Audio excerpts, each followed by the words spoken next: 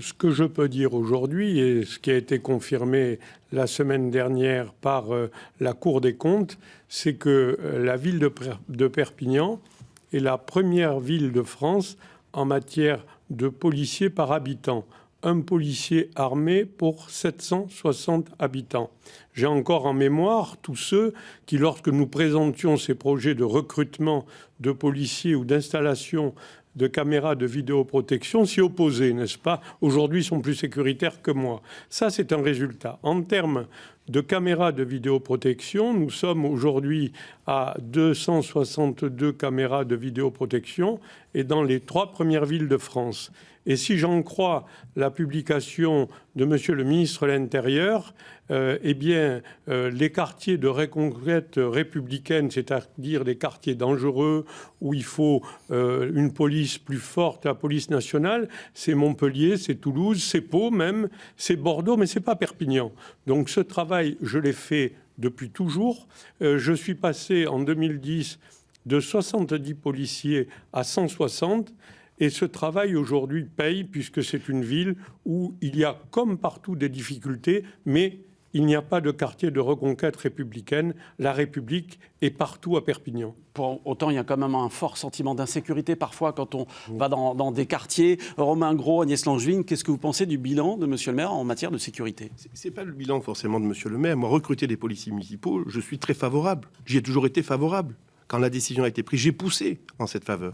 Le problème, c'est une question de méthode. Une question de méthode et d'adaptation. La méthode, c'est quoi? En effet, il est bon que nous ayons beaucoup de policiers municipaux. Il est bon que nous ayons beaucoup de caméras. Parce que, comme vous le dites, on a un problème d'incivilité. Comme vous le dites, on a un problème d'insécurité et de sentiment d'insécurité à Perpignan. Il convient d'y répondre. La seule difficulté, c'est qu'il ne faut pas aller chercher, ou à la Cour des comptes ou chez le ministre de l'Intérieur, des réponses au malaise des Perpignanais. Il faut écouter le malaise des Perpignanais. Et donc, j'en viens au malaise des Perpignanais. Le problème, c'est la méthode. La méthode, c'est quoi? Ça veut dire que les policiers municipaux, ce sont des patrouilles à pied. C'est de la police municipale la nuit qu'il nous faut. C'est de la proximité dans la police municipale. Donc H24, tous les jours, dans tous les quartiers. Et de la proximité. Vous savez, le rôle juridique de la police municipale, c'est la tranquillité. C'est établir cette tranquillité. Croyez-vous qu'on peut l'établir derrière une voiture? Non. On dit aussi que la police nationale a abandonné certaines zones. Je vais terminer. Non, je vais terminer sur cet élément-là. Je ne me présente pas au poste de ministre de l'Intérieur. Je me présente au poste de maire de Perpignan. Le maire de Perpignan doit apporter des réponses avec les pouvoirs du maire de Perpignan. Et là, précisément, sur la police municipale, ne nous dispersons pas.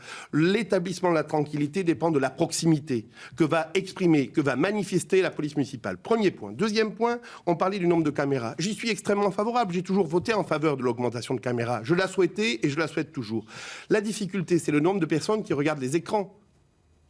Combien de personnes regardent les 262 écrans? Entre 2 et 4. Entre 2 et 4. Est-ce que vous croyez qu'une personne qui va regarder 130 écrans, ça fait un outil de prévention? Non. Aujourd'hui, l'outil de vidéoprotection, il est bon pour du juridique, pour du judiciaire, pour quand il y a des poursuites, pouvoir avoir des bandes et pouvoir poursuivre. C'est très bien, c'est mieux que rien. Mais moi, je propose un peu plus, c'est d'avoir un outil de prévention grâce à la vidéoprotection, comme le font d'autres villes. Et en se disant, derrière les écrans, il faut des gens qui soient capables de donner des consignes à la police municipale. Parce qu'ils voient les faits délictuels qui se déroulent sous leurs yeux. Mais vous êtes quand même député de la majorité. Est-ce que ce n'est pas à l'État d'assurer ce rôle-là? Juridiquement, c'est 2 collectivités publiques qui doivent l'assurer. L'État et la commune. C'est la répartition du droit qui se passe devant nous, voyez. Alors, je veux bien qu'on explique que l'État a failli. Moi, je me bagarre comme député. J'ai favorisé la création de 26 postes au commissariat de police de Perpignan. Après, on revient de loin, vous savez, parce qu'en 2007, on devait nettoyer les cités au Karcher. Le même qui voulait nettoyer les cités au Karcher, il a baissé le nombre d'effectifs de police nationale partout en France. Donc, on revient de très loin. Alors Agnès, justement, à propos de la sécurité aussi, je voulais entendre votre position, Agnès Langevin, parce que la sécurité, c'est pas le domaine où on entend la manière la plus évidente les écologistes. Qu'est-ce que vous proposez dans ce domaine-là? Il faut sortir des stéréotypes. Moi, ce que je remarque, c'est que vous êtes tous les deux finalement co-responsables avec les missions de police municipale qui sont défaillantes, mais aussi de police nationale, puisque effectivement, ce que nous disent les Perpignanais, c'est qu'il y a un fort sentiment d'insécurité par les incivilités, par l'état de dégradation aussi du tissu urbain de la ville, mais aussi parce qu'il y a, et ça je suis particulièrement choquée et très en colère par rapport à ce que je peux constater dans les quartiers, c'est finalement un sentiment, une situation d'impunité. Alors qu'est-ce que vous proposez? Quand vous allez dans des quartiers, au contact des populations, qu'on vous amène dans les points de vente et de trafic de drogue, au vu et au su de tout le monde, de toute la population, des policiers municipaux, des policiers nationaux, quand c'est un état de fait, un écosystème enquisté dans un quartier. Alors comment déclarer la guerre à la drogue, justement ? Alors justement, en portant une parole politique, celle du maire, forte, en disant cet état de fait suffit, et effectivement, on va s'attaquer aux racines du problème, à la fois sur le volant, bien sûr, de la prévention, de l'éducation, de l'accompagnement par des politiques, notamment jeunesse forte, par des politiques sociales de création d'emplois, ça aussi, mais aussi par un rétablissement de l'autorité dans cette ville. Le laisser faire, le détourner le regard de ces situations problématiques enquistées dans les quartiers qui sont devenus des véritables écosystèmes économiques. Quand vous avez un enfant de 8 à 13 ans qui va toucher tous les jours entre 50 € et 80 € uniquement pour faire le guet, au vu et au su de tout le monde, c'est que vraiment, il y a une défaillance et une responsabilité énorme. Jean-Marc Pujol, le bilan est sévère, là ? Non, ce n'est pas un bilan, c'est assez amusant d'entendre. Si on voulait comparer, par exemple, les Verts dirigent Grenoble depuis des années en matière de sécurité, il y a des quartiers où on ne rentre plus, n'est-ce pas ? Moi, ce que je prétends, c'est que le bilan est excellent, et c'est pour ça d'ailleurs que je suis la première police municipale de France. On l'oublie de temps en temps, et que on peut aller dans tous les quartiers. On peut aller dans tous les quartiers à Perpignan sans avoir de garde du corps. Et à Grenoble, ça ne date pas de la présence d'un maire vert. Alors ensuite, je vais aborder le projet parce que Agnès Langevin a raison sur le sujet notamment du deal. Mais le deal, c'est partout. J'étais pas récemment à la Paillade, j'ai pas pu rentrer à certains endroits. Alors aujourd'hui, quoi faire ? C'est une fatalité. Non, mais c'est une réponse judiciaire. Aujourd'hui, on sait très bien que sur ce sujet, c'est une réponse judiciaire.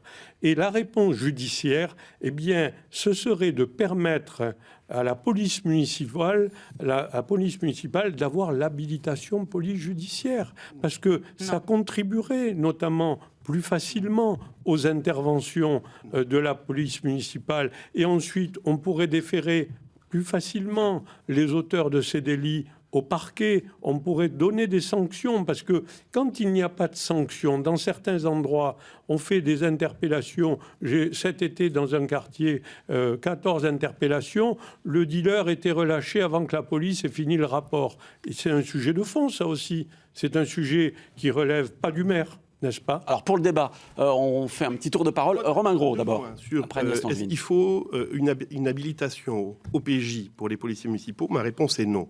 Est-ce qu'il la faut ? Pourquoi non ? Alors, d'une part, parce qu'ici, on se présente au poste de maire de Perpignan. Au PJ, officier de police judiciaire. Officier de police judiciaire. Pas au poste ni de ministre de l'Intérieur, ni de législateur. Là, le rôle, c'est de trouver des solutions à Perpignan pour les Perpignanais avec les compétences et les pouvoirs de la mairie. Premier point. Deuxième point, il est faux de dire que c'est partout. Parce que là, on va baisser les bras et on va attendre que tout ça nous tombe rôti du ciel de l'État, en espérant une réforme. Troisième point, est-ce que vous croyez que la police nationale est ravie d'avoir des procédures et des paperasses grosses comme ça, à peu près, à remplir quand ils sont au PJ ? Non. La chance de la police municipale, c'est précisément d'être sans procédure lourde et contraignante, et de pouvoir intervenir. Attendez, je termine. Juste combattre les lieux de deal. Madame Langevin a raison, il faut les combattre. Zéro tolérance. Vous savez, zéro tolérance, même dans les lieux scolaires. Moi, je suis papa.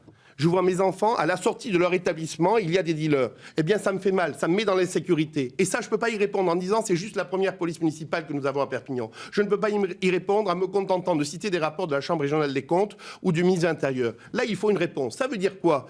Comment n'avons-nous pas de policiers municipaux à la sortie des écoles, des collèges et des lycées ? Simplement, on va répondre par des choses concrètes, précises. Madame Langevin.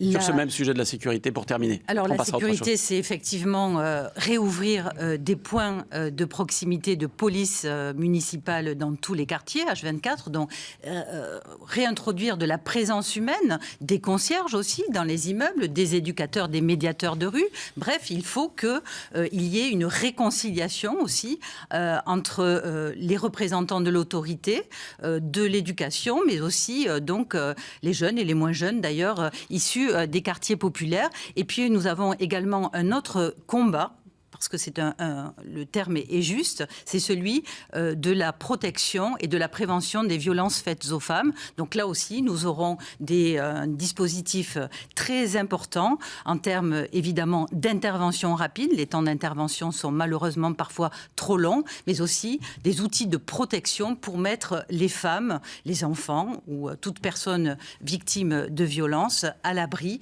avant de déclencher les accompagnements qui relèvent des autres acteurs de la chaîne.